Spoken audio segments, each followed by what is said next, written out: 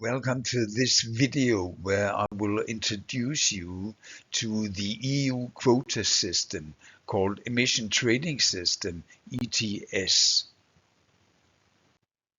First of all, I will explain how the EU quota system works. And after that, I will give an explanation why increased expansion of wind power and solar cells in a country does not directly reduce EU CO2 emissions. And I will explain how an increased expansion of renewable energy plants in a country can indirectly reduce CO2 emissions. And finally, I will, using the power market simulator, I will show you how the electricity market and the market for CO2 quotas ensure that the EU targets, they will be fulfilled, and why an increased implementation of wind power and solar cells in the country do not directly reduce CO2 emissions in the EU. The EU have decided to set requirements for CO2 emissions from a number of different sectors in the member states.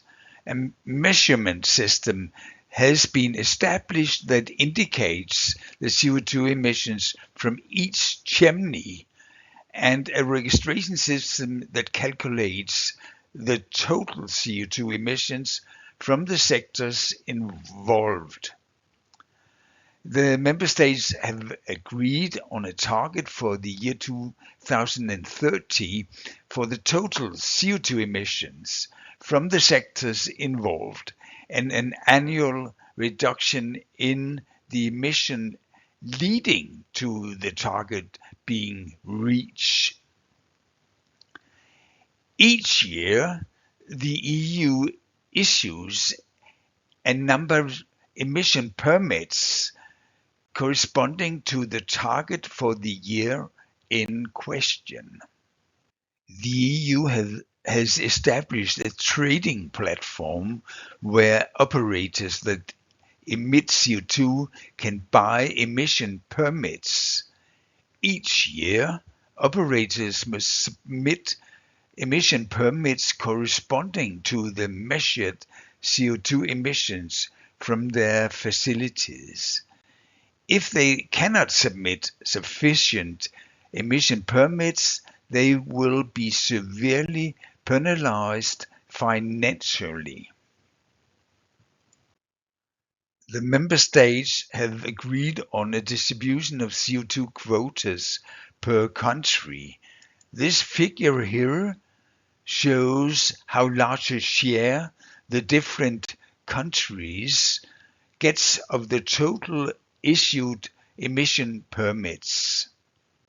This figure here shows how the number of emission permits is reduced from today to year 2030, where the EU has set a target for the sectors covered by the quota system. And this figure shows the sectors covered by the CO2 quota system. It is power stations and other combustion plants about 20 megawatt, oil refineries, bricks, ceramics, pulp, and a lot of other sectors, aviation and marine sectors.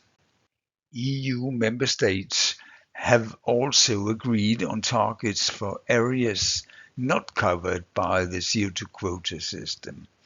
This figure here shows the reduction requirements for each member country here. You can see here is the required reductions. If you want to reduce CO2 emissions from the sectors covered by the quota system more than the politicians have agreed to, you must buy emission permits and not use them for CO2 emissions. In fact, you must cancel the emission permits. The EU has established a system to ensure that if there are too many emission permits in circulation, permits are withdrawn from the market. And if there are too few emission permits in circulation, permits are added to the market. This system is called market stability reserve. This figure here shows that if the amount of allowances in circulation is about 833 millions, the 24% of this excess amount here is transferred to the market stability reserve.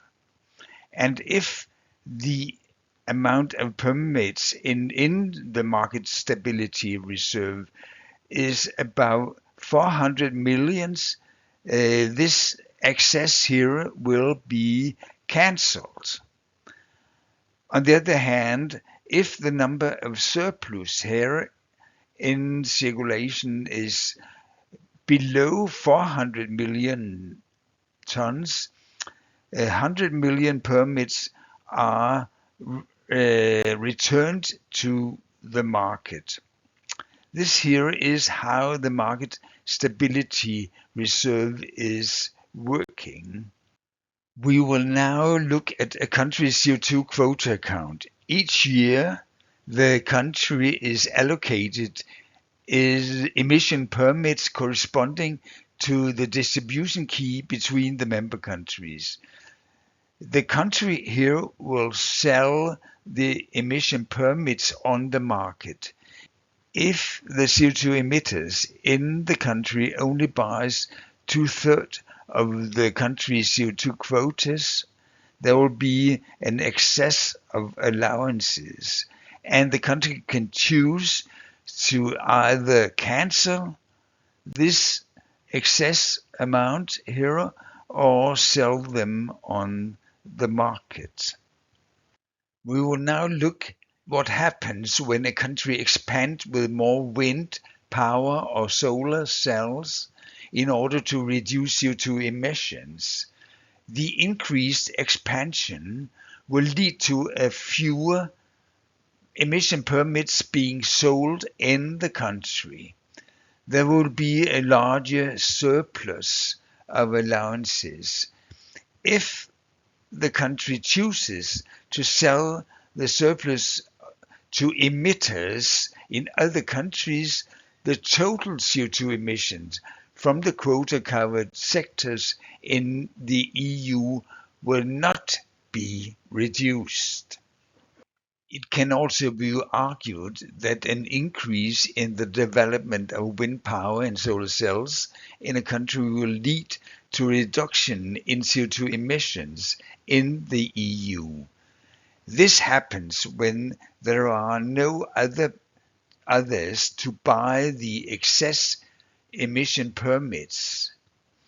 In this situation, more emission permits will come into circulation, and this may lead to the EU cancelling emission permits via the market stability reserve system.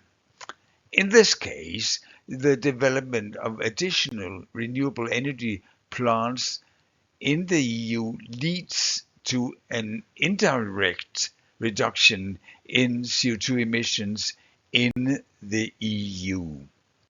To conclude this part of my presentation, renewable energy plants should only be expanded for economical and security of supply reasons. If you want to reduce CO2 emissions more than the EU target, you must buy emission permits and cancel them. I will now show you how the electricity market and the market for CO2 quotas ensure that the EU CO2 target are achieved in the most economical way. I will also show that you do not reduce CO2 emissions by establishing additional amount of wind power or solar cells. I use the power market simulator model as a tool. I will show an example where an increased expansion of wind power and solar cells lowers the price of CO2 emission allowances and make it economical for CO2 emitting plants to replace biomass plants. We simplify the analysis by only looking at the Nordic countries and Germany, and by only calculating for 1 hour. This simplification does not affect the conclusion. We assume that the CO2 target for the area is 20,517 tons. First of all, we determine the price of CO2 emission allowances where this target is just reached. Next, we expand with 2,000 megawatt of wind power in DK1. This expansion reduces the CO2 emissions, so the price of CO2 emission allowances can be reduced. We do this until the CO2 target is just reached again. And finally, we look at who wins and loses in the expansion with the extra wind power. I'm now inside the power market simulator, and I will click on the areas that should be included in the calculation. It is the Nordic countries here, and it is Germany. And when I've clicked on them, these countries here, I click on area calculation here. And as you can see here, we have the same prices in Finland, Norway, and Sweden, and the area prices here, they are equal to the marginal price on a nuclear power plant.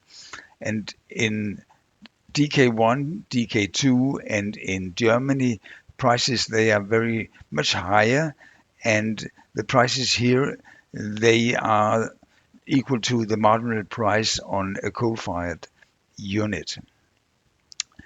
If I click here on the show result, you can see that the CO2 emissions in this case here is 18,718, and the target for the area was 20,517. So we are below the CO2 target.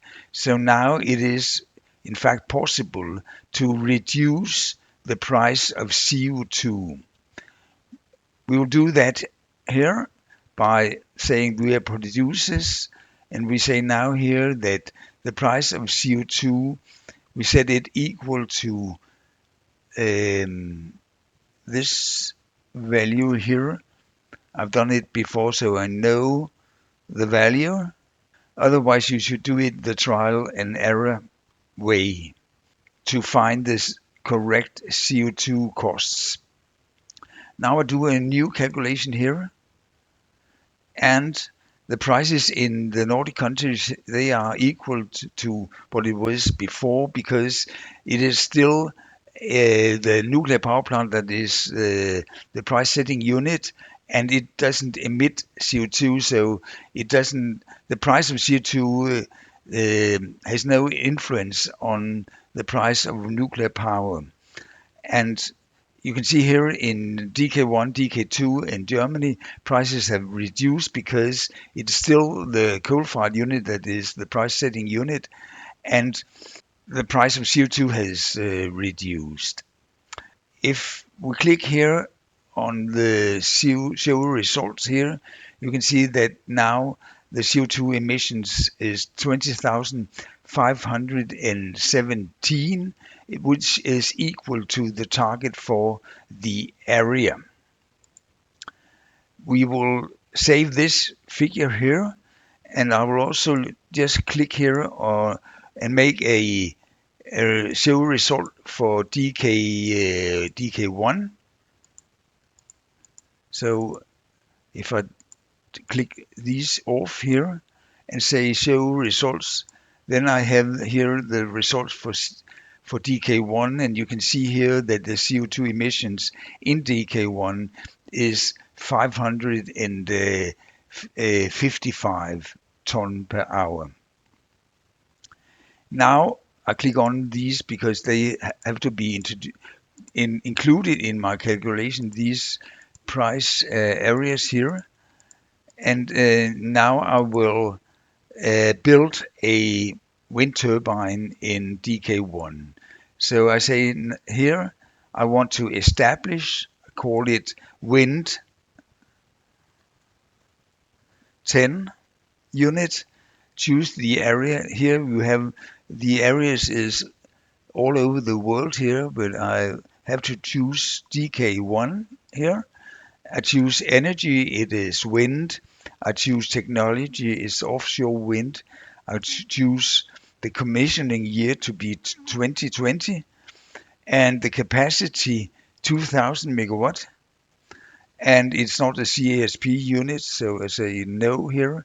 I choose the color red, and now I include the wind turbine in my calculation. And if you look here on the supply curve here, you can see that here we have the wind 10 unit. The capacity is only 700 megawatt, but that is due to the fact that if we look here on the availability of wind in this hour we're calculating, the availability is 35%. So if you take 35% of 2000, you get the 700 megawatt capacity. I'll close down here again, and now I will make a new calculation here for the area and show results. And what you can see here is that the CO2 emissions has decreased to 19,372 ton per hour. So now we are below the target for the area. The wind turbines have replaced coal-fired units, and therefore the CO2 emissions has reduced. When I click here on DK2, you can see here we have the supply curve here, and you can see that the unit that is the most expensive in DK2 that is running is this biomass unit here. And if you click here on Germany, you can see that the most expensive unit running in Germany here is a coal-fired unit. And it is this coal-fired unit that is in fact setting the price in DK1, DK2 and Germany. And you can see here that the CO2 emissions is below the target, so it is in fact possible to reduce the price of CO2 quotas. If I set here the price to 35.5 here, and do a new calculation here, step calculation here, you can see that now we are in fact above our quota. So we have, in fact, now we have to increase the price of CO2 quotas. And I will just make one step up here and do a new calculation. And when you can see here, now we are below. So a price between 35.5 and 35.6 euros per ton will assure that we will have fulfilled our CO2 target in the area. When I here click at DK2 here, you can now see that the unit that was the most expensive unit in DK2 running is now closed. It is the biomass plant. It is another biomass plant here that is the most expensive unit running in DK2. And if you look here at Germany, you will see that a number of coal-fired units here, they have replaced biomass units. So now they are running more. The coal-fired unit here, they have taken production from the biomass fueled unit here in DK2. I will click these price areas off again here in order to see how it looks here in DK1. Show results. And here you can see that we still have the same CO2 emissions in DK1. And if we look here at the supply curve for DK1, it is still this unit here that is the unit running with the highest price in this area. Now I'll go back to my slides. This here was the result before building wind power in DK1. This here is the result after building the wind turbines in DK1. And as you can see here, CO2 emissions has reduced. And this here is the result after we have decreased the CO2 quota price in order to achieve the exact same emission as is the target for the area. When we look here at the accounts for the total system here, you can see that this here is before building wind turbines, and this here is after building the wind turbines in DK1. You can see here that the production cost has decreased with this here amount here. And the reason why the production cost has decreased is that wind turbines has replaced fossil fueled units. If you look here at the producer surplus, it has also decreased, and that is due to the fact that the prices have decreased because CO2 quota price has decreased, then the marginal price of the coal-fired units, they have also decreased. So the producer, they do not earn as much money as they did before having this wind turbines built. If you look at the consumer surplus, it has increased, and that is due to the fact that the prices have reduced, transmission surplus has increased, and the total surplus has increased with the same amount as the production cost has decreased.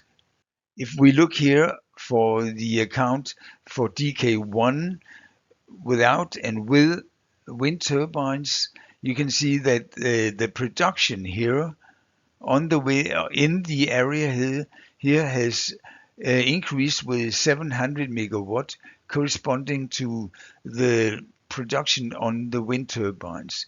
The other units in DK1, they are running at exactly the same production level as they did before building the wind turbines.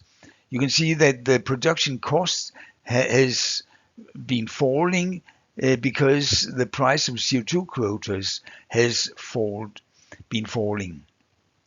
The producer surplus has decreased even though the area prices falls. This is due to the fact that we have an increased production on wind turbines, and they have a very low cost and they have a high income.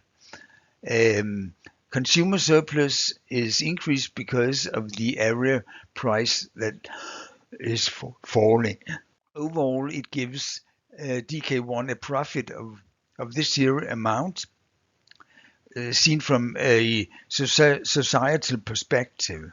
But this amount here should also pay for the cost of building these wind turbines. When we look here at the conclusion, they are equal to the part conclusion we did before. Increased wind power and solar cells are not a means of reducing CO2 emissions for the sector under the CO2 quota system. So if you are going to build wind turbines and solar cell, it must be explained based on economical considerations. Thank you for your attention.